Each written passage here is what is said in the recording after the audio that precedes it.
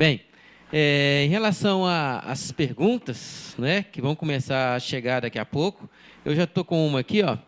Esse é um acidente inédito, né, nunca teve série histórica disso no Brasil. Qual que é a maior dificuldade para acelerar o processo de recuperação do rio? Mais dinheiro, mais biólogos, mais tempo, né? Eu queria que vocês falassem com a gente sobre isso.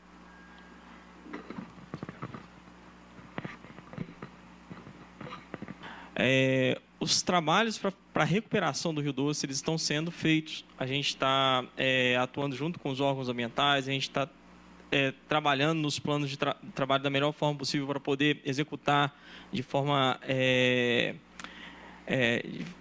a contemplar todas essas ações que o professor ele citou ali, de recuperação do ambiente e tudo mais. E o que precisa é que a gente não consegue recuperar um rio de um dia para o outro, né? Então, eu acho que todas as ações que estão sendo feitas, a recuperação das margens, o replantio, o cercamento, a proteção das nascentes, isso tudo, ele vai vir a gente vai começar a ver melhoria no rio a partir do momento que você tiver, assim, tudo precisa de um tempo, né? Então, a partir do momento que essa vegetação estiver mais estruturada, quando você tiver as nascentes, elas com uma recuperação melhor, isso aí que a gente vai conseguir ver o rio de uma forma diferente. E os monitoramentos que estão sendo feitos para poder avaliar toda essa melhoria, né? Ou como é que está o rio hoje, né? Isso aí a gente está fazendo. Olha, eu acho que dinheiro não é o problema, porque a Renova tem já disponibilizado e tem feito uma série de ações. Eu acho que o grande problema é o tempo, porque a percepção da comunidade, embora seja falsa, é de que nada está acontecendo. Então, eu acredito que algumas ações, como, por exemplo, a construção da nova Bento Rodrigues, elas estão atrasadas, na minha opinião. Já deveria estar o andamento. E me incomoda um pouco a falta de uma política mais clara. Por exemplo, eu acho que a grande... Você me corrija se eu estiver errado, Rodolfo. A grande ação que foi feita a jusante de Candonga, foi na área de saneamento e na área, principalmente de abastecimento de água, né? Isso, fontes alternativas de captação e o sistema de monitoramento contínuo.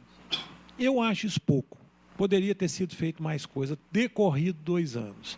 Agora, de um modo geral, eu diria que o grande problema que vai, em 2018, ser talvez o ponto nevrálgico, vai ser a comunidade, de um modo geral, pressionar a Renova e o sistema de governança por rapidez, entendeu? Que as coisas aconteçam numa escala de tempo mais reduzida.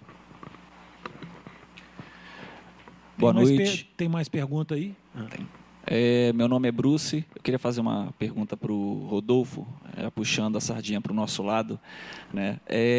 Eu queria primeiro saber quantos biólogos hoje, se você tem esse número, quantos biólogos estão atuando hoje na Fundação Renova?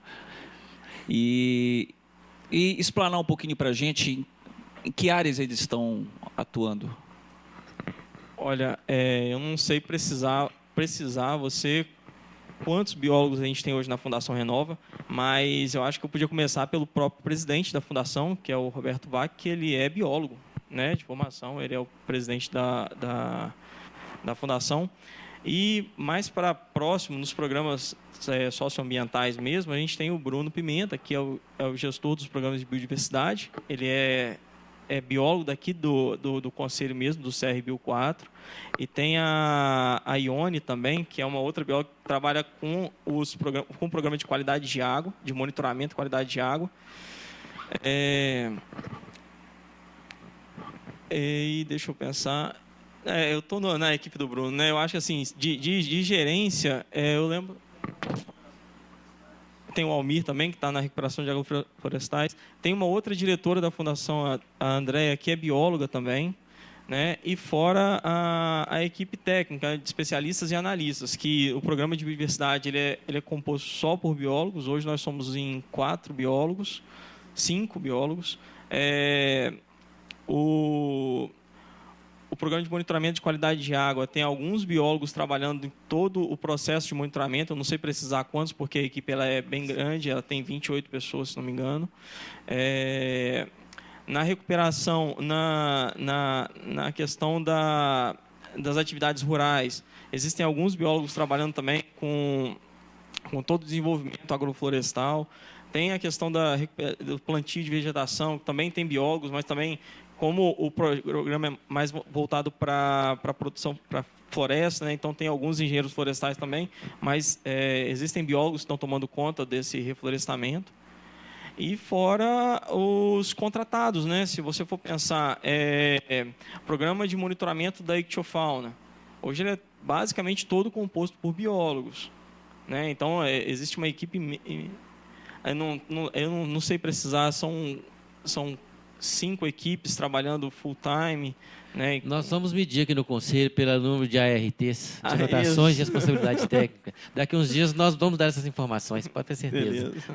É isso. Mas, assim, eu acho que, como o professor falou, são várias as ações que necessitam de biólogos mesmo, né? Em diversas áreas de atuação, tanto na bioacumulação, até nas análises física e químicas de água, em diversas ações.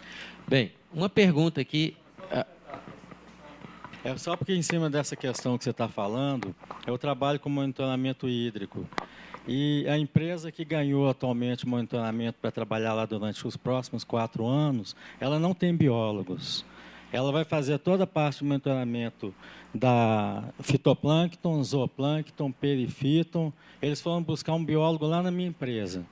Eles estão montando um laboratório de biologia, não sei como, buscando acreditação no Inmetro, igual o Ricardo falou, esse tipo de acreditação dá capacidade de conhecimento para a execução do trabalho. Eu não sei como que eles foram contratados. A minha empresa é uma empresa de limnologia, a gente nem participou do processo, não fomos convidados. A gente faz monitoramento na Samarco há muitos anos. E eu não sei se tem alguma força política, se a Vale tem alguma influência nos processos da Fundação Renova, como que essas empresas são selecionadas. O que eu posso te dizer, que eu te garanto que eu conheço a empresa que ganhou e sei que eles foram bater lá na minha porta para tirar uma bióloga de lá, porque eles não têm laboratório de biologia e não têm biólogos. Entendi. Bom, primeiro, respondendo algumas questões que você falou, a Vale, a BHP e a Samarco, elas não têm interferência na Fundação Renova. A Fundação Renova ela tem as suas ações independentes, como eu falei com vocês ali na frente. A segunda coisa, a gente, nos programas de biodiversidade, principalmente para o programa de monitoramento da ictiofauna, que vem toda a estrutura de biodiversidade, de biota aquática junto, a empresa que a gente contratou, ela tem biólogo sim. Né? Pelo menos a empresa que está prestando serviço para a gente. Eu não sei para o monitoramento, eu vou até checar isso depois. Tá? Isso eu não sei te informar, mas para a equipe de biodiversidade, a empresa que está trabalhando lá, ela tem biólogos trabalhando. Agora, esse pode ser um outro contrato de um outro programa. Eu vou... Tá. Vou dar uma olhada nisso aí. Perfeito. E só terminando, a última questão que você colocou aí, de como que é feita a concorrência na Fundação Renova. A Fundação Renova ela trata as licitações com toda a transparência, a gente segue a questão da 8666 e toda a parte. Agora, se a empresa do senhor não foi contemplada para chamar para participar da concorrência, pode ser porque ou você não fez a inscrição, o cadastro no site da Fundação, que eu já faço o cadastro lá para poder falar qual o serviço que você presta, né, porque aí nas próximas concorrências eu duvido que não vá ser chamado, porque a gente tenta trabalhar com empresas locais, tá? Isso é uma das premissas. E se o senhor tem cadastro na Fundação, pode ser que ele esteja desatualizado ou a informação que o senhor colocou do que o senhor faz não está batendo com a especificação técnica. Então, de repente, uma reavaliação dessa especificação, dessas atuações, entendeu? Para poder vincular com o que a gente está pedindo na especificação técnica. Bem, tem uma pergunta que chegou aqui para o Rodolfo, mas eu acho que o professor Ricardo vai ajudar também. Rodolfo, é da Bárbara Oliveira. Obrigado pela participação, viu, Bárbara? Via Facebook.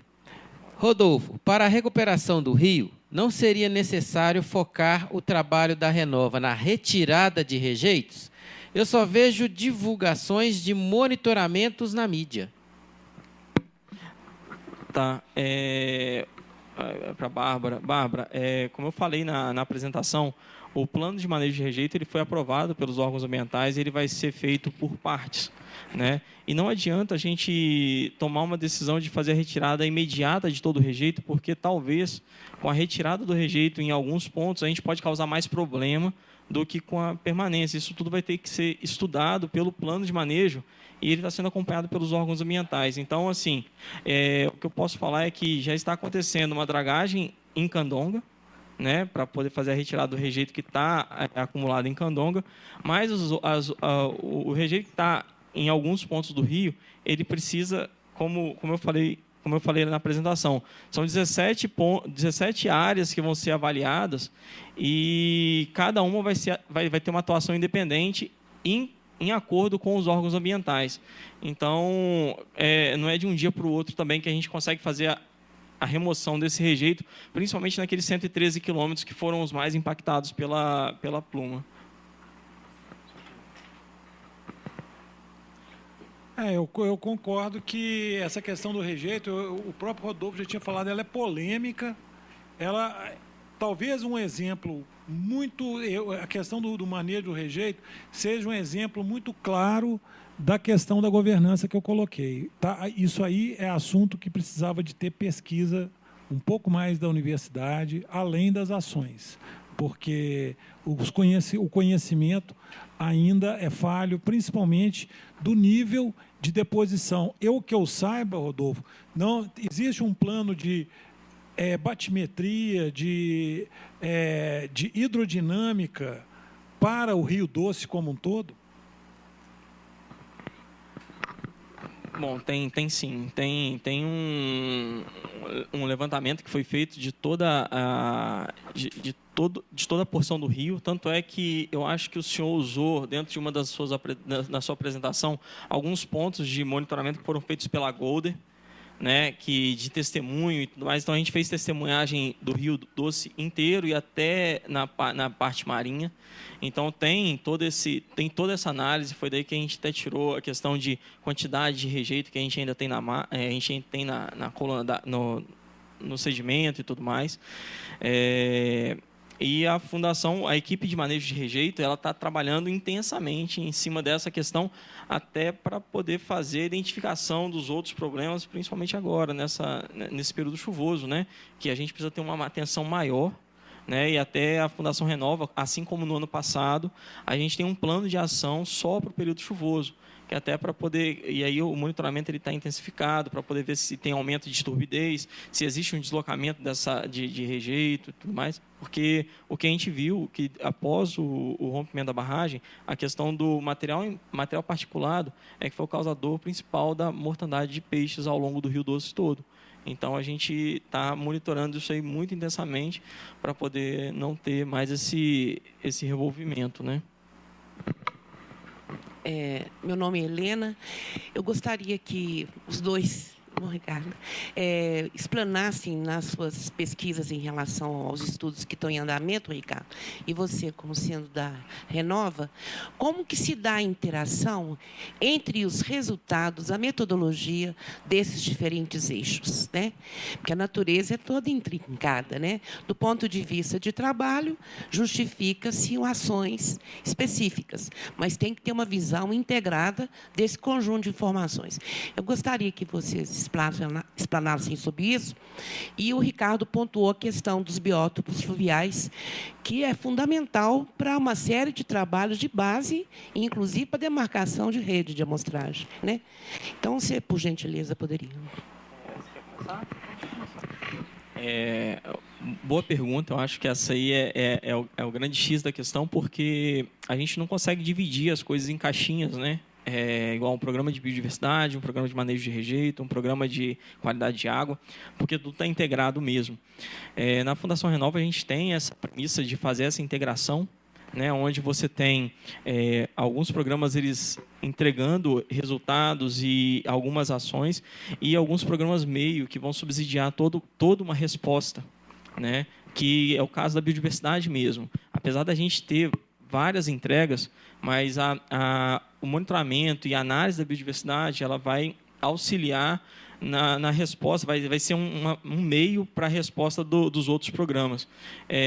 Aí eu posso dar como exemplo a questão da qualidade do pescado.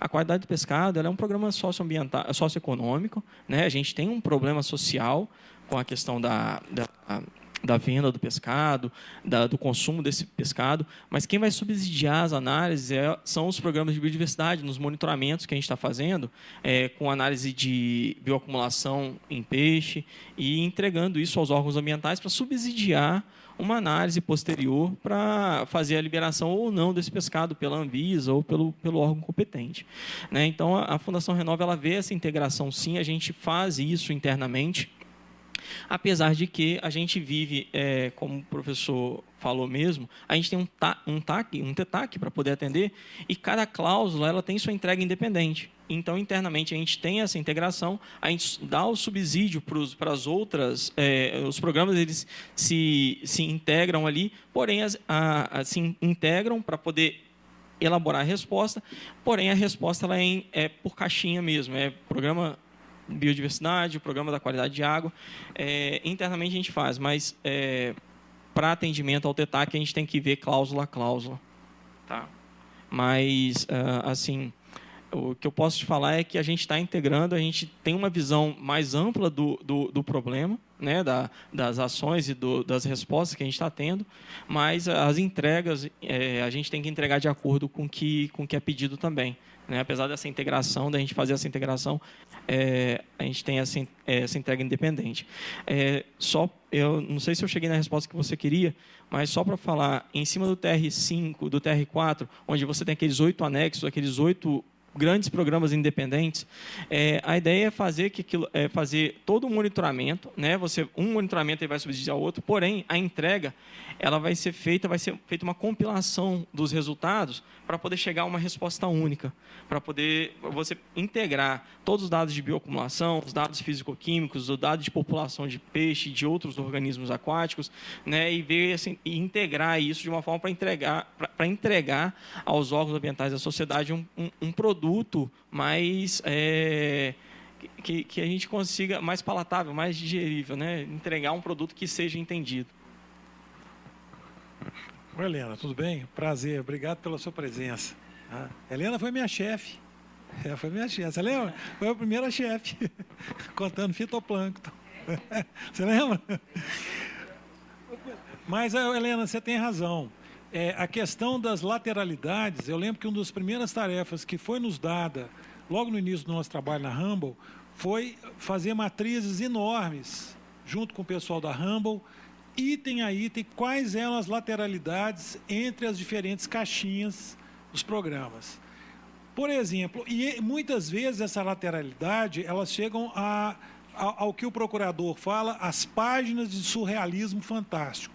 Por exemplo, nós temos uma ação de biodiversidade que ela está completamente separada de segurança hídrica e qualidade de água. Porque a nossa lei, né, você tem IBAMA, quando você fala de biodiversidade, vai lá para o IBAMA, 5 Mendes, etc. e tal. A água é para a ANA. Então, como a nossa legislação ela é doida, entendeu? Então, além de lateralidades, você tem coisas, por exemplo, malhas amostrais que não se conversam. Você tem a malha amostral de biodiversidade que muitas vezes ela não está integrada, você me corrija se eu estiver errado, com a malha de monitoramento da qualidade de água, quando as coisas deveriam estar falando junto. Então, esse negócio de entregar um relatório para cada... Não é culpa da Renova, isso foi esse sistema de governança que foi montado, entendeu? Baseado na nossa legislação, criou uns certos Frankensteins. E isso vai ser muito difícil, vai atrasar o processo, porque muitas coisas ficam demandando de anuência, você sabe muito bem, você trabalhou em centenas de projetos, isso depende, às vezes, da anuência dos órgãos estaduais, que, por sua vez, nós temos o órgão do Espírito Santo, que tem diferenças do órgão de Minas Gerais, que tem diferenças da ANA. Então, às vezes, as reuniões na Câmara Técnica se perdem horas simplesmente para alinhar essas diferenças, que não tem nada a ver com Renova, que não tem nada a ver com o desastre de Mariana, mas que tem que ver com o nosso sistema cartorial e burocrático, na minha opinião. Eu só queria... assim, eu concordo com você, professor, em algumas partes, mas já houve uma modificação agora, né, onde o programa de biodiversidade e o programa de qualidade de água, o PMQQS, que está sendo executado já, principalmente no mar, os pontos, assim que os monitoramentos no mar eles começarem com a intensidade que é necessário, o monitoramento da qualidade de água ele vai cessar, porque a própria biodiversidade vai subsidiar essas análises. Porque, para a biodiversidade, a gente sabe que tem que coletar parâmetro no mesmo momento que está coletando os organismos. Então, ao invés de fazer 2 análises, vai ser feita uma só pela biodiversidade. E a gente, junto com as câmaras técnicas, a gente conseguiu integrar agora os dados no Rio também, né? Exceto para o programa de qualidade de água, que para segurança hídrica principalmente, porque eles precisam fazer captações a montante ajusante precisam fazer análise a montante ajusante de captações. Então esses aí ainda estão com uma interferência, mas a maioria dos pontos a gente já conseguiu consociar, principalmente no mar, tá? Então a gente está olhando dessa forma também, a gente entende essa necessidade. Boa noite. Meu nome é Gilson. Eu gostaria de parabenizar a apresentação dos palestrantes. Minha pergunta uma das perguntas vai para o Rodolfo, a respeito um termo que ele usou ali, compensação, um mecanismo lá, compensação. Queria que você explicitasse mais sobre esse mecanismo, se está sendo feito ou se já foi feito em algum momento, como que vai funcionar isso daí. E gostaria de perguntar se os 2 palestrantes têm conhecimento que esta semana está ocorrendo em Mariana, Ouro Preto, 2 audiências públicas a respeito do rompimento da barragem, né? Mas eu não sei, não tive oportunidade de estar lá, né? Eu gostaria de estar lá, não estou, eu sou de Mariana, mas se a Fundação Renova, universidades, se vocês têm conhecimento, se foram convidados, se estão lá presentes para expor para a população o que vocês estão expondo para nós aqui. Obrigado. Tá. Vou começar, pode? A primeira questão que você pontuou aí, a respeito de reparação e compensação. O TETAC, ele traz para a gente, muito claro, as ações que são reparatórias, que são aquelas ações que a gente vai identificar, vai recuperar e vai entregar elas, e algumas ações compensatórias, que são ações compensatórias na mesma linha do licenciamento ambiental, pelo dano causado, ou quando você tem no licenciamento ambiental lá, uma empresa que vai se instalar, que algum problema, algum dano que ela vai causar não pode ser mitigado, ela vai compensar em outra área, né? Então, o programa, dentro da biodiversidade, a gente tem dois itens que são compensatórios, que é o quê? A consolidação de 2 unidades de conservação e a construção da sede de uma APA que vai ser criada na Foz do Rio Doce. Isso vai ser compensatório, né? E a construção dos CETAS, né, do Centro de Triagem de Animais Silvestres, que, apesar de ter uma relação com o evento, né, de que você teve, não sei quanto se foi identificado espécies terrestres que morreram por causa do rompimento da barragem, mas é uma ação que a gente vai auxiliar na gestão da fauna nos estados de Minas e do Espírito Santo. Então, isso aí vem como uma compensação pelo ocorrido.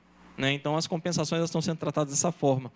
Existem várias outras ações de compensação que estão descritas no TETAC, porém elas são do âmbito de outros programas que não estão na minha alçada. Um deles, se não me engano, são os 500 milhões para saneamento básico, que vão ser destinados aos municípios impactados.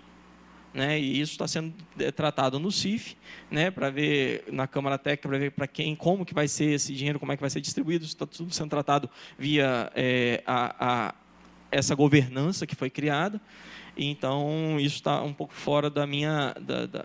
eu não sei como é que está o andamento disso, porque não sou eu que trato. E com relação ao evento de Mariana e Ouro Preto, eu trabalho mais na parte técnica. Então, algumas ações desse tipo, o relacionamento institucional da Fundação ele deve ter recebido, eu não posso afirmar, mas se recebeu, eu tenho certeza que está lá. Eu não sei te precisar, porque a Fundação ela atua em várias áreas diferentes, então a gente às vezes não consegue saber o que o colega de 2, 3, 5 meses para frente lá está fazendo. Então, eu não sei te informar se existe alguém lá nessas audiências, mas eu creio que sim. Bom, minha parte, eu trabalho como consultor associado às empresas a Environment e a Humble Environment e ao Ministério Público. Quando o Ministério Público sinaliza que existe o interesse, ou que seja importante para as ações do Ministério Público, que a gente compareça a algum evento, então a gente é acionado, entendeu? Então eu posso ir como interessado, mas não necessariamente eu vou a todos os eventos. Não fui acionado nesse caso, entendeu?